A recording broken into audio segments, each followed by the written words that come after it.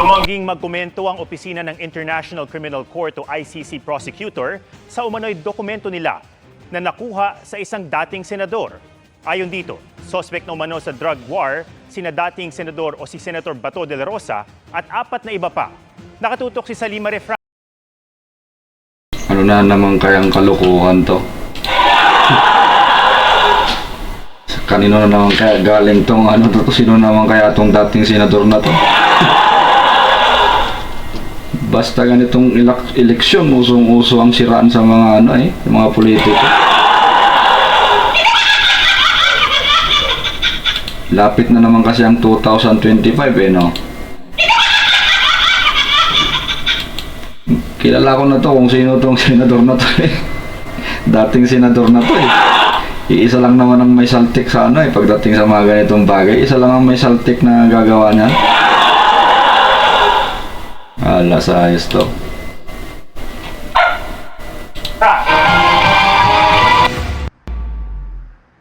Pinangalanan na umano ng International Criminal Court prosecutor bilang suspect kaugnay ng Duterte drug war si Senador Bato de la Rosa, PNP chief na nagpatupad ng kampanya. Base yan sa dokumentong nakuha ni dating Senador Antonio Trillanes IV. Sinasabi ko na Sinasabi ko na Si Trilling talagang gagawa niyan, di ba? Siya lang naman ang may saltik na tao na gagawa ng mga ganyang bagay. Sana naman kaya niya nakuha tong dokumento niya na to. Hari ng Hari ng faking dokumento. Mga dokumento nito mas may halaga pa yung tissue paper kung tutuusin. Mga basurang dokumento pinaggagawa nito. Ano to Sirang plaka? Sirang compact disc? Paulit-ulit na lang yan simula pa nung tumakbong senador yan yung dati kay Presidente Digong. Simula nung 2016 pa ganyan na pinaggagawa niyan basta eleksyon. Ugali niyan kapag eleksyon maninira at maninira ng tao yan.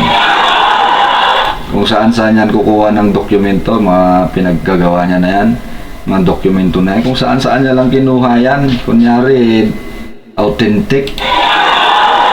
Hari ng hari ng peke. Yan ang style niya sa sa style niya sa pangangampanya, manira ng tao. Yan ang pangit. Magpapasikat ka, maninira ka ng tao. Okay lang sa'yo na masira ang reputasyon ng tao para lang sumikat ka. Hindi maganda yan, brother. Sa opisina ng ICC prosecutor. Suspect din umano sina dati ring PNP Chief Oscar Albayalde, dating PNP CIDG Directors Romeo Karamat Jr. at Eliazar Mata at NAPOLCOM Commissioner Edelberto Leonardo. Biro nga, dami mong dinamay. May sapat na basihan para paniwalaang nakagawa sila ng mga krimen na nasa jurisdiksyon ng Office of the ICC Prosecutor para usigin. Nang ipa-authenticate ng GMA Integrated News ang mga dokumento, sinabi ng Office of the ICC Prosecutor na hindi ito nagkukomento sa mga pahayag ng mga gobyerno o kinatawan ng Estado. Hindi rin daw nila mabeberipika o mapapatotohanan ang mga dokumentong ibinahagi ng outside sources. Anito, mahalaga ang pagprotekta sa confidentiality ng kanilang trabaho para masiguro ang kaligtasan ng lahat ng kanilang nakakasalamuha at bilang proteksyon ng integridad ng kanilang mga operasyon. Ito ang hirap pa namang banggitin ng pangalan nito. Itong si Trililing, may may tawag dito, may tropa to sa ICC Di ba? Sa International Criminal Court.